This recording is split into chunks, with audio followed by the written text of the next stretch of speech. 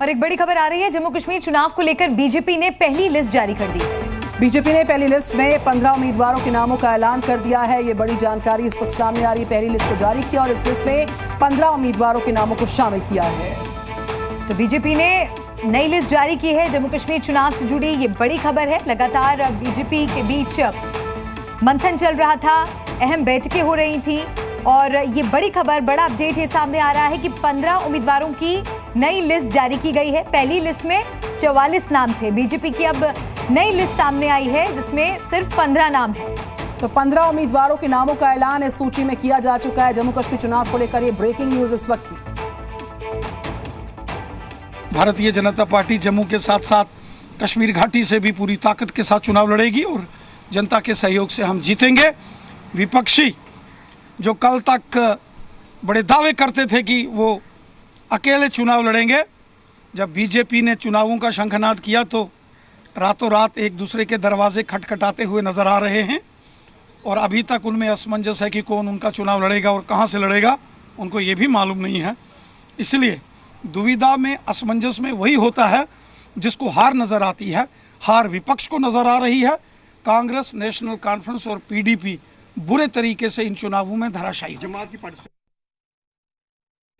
मुझे ये अवसर दिया हमारे संगठन ने, हमारे नरेंद्र मोदी जी ने, हमारे जेपी नड्डा जी ने, हमारे संगठन महामंत्री अशोक कोल जी ने, हमारे किश्तवाड़ के नेता सुनील शर्मा जी ने और किश्तवाड़ डिस्ट्रिक्ट के तमाम लोगों की मैं तहे दिल से शुक्रगुजार हूँ, आभारी हूँ कि उन्होंने मुझे ये मौका दिया कि मैं उनकी सेवा का अवसर ये जो मुझे मिला है, मुझे उम्मीद नहीं, विश्वास है ये इस कसौटी पे जो मुझे उतारा गया है, मैं इस कसौटी पे खरा उतरने की पूरी कोशिश करूँगी।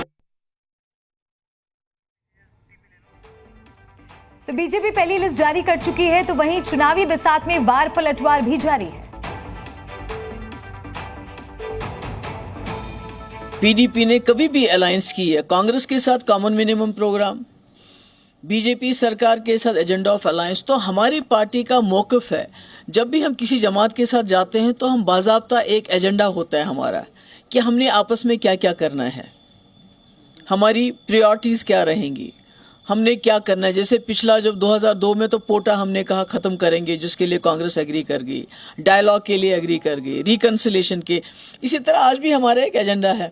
जब हम किसी जमात के साथ बात करेंगे तो उसमें एजेंडा हमारा डिस्कस, सीट शेयरिंग बात की बात है।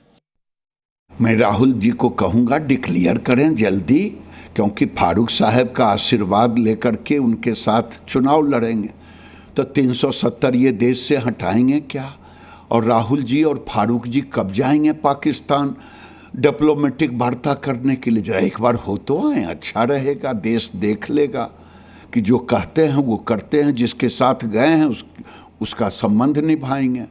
देश जानना चाहता है राहुल गांधी, क्या आप पाकिस्तान जैसे आतंकवादियों के साथ फारूक खड़े रहेंगे, आप भी रहोगे और 370 फिर से लाओगे क्या?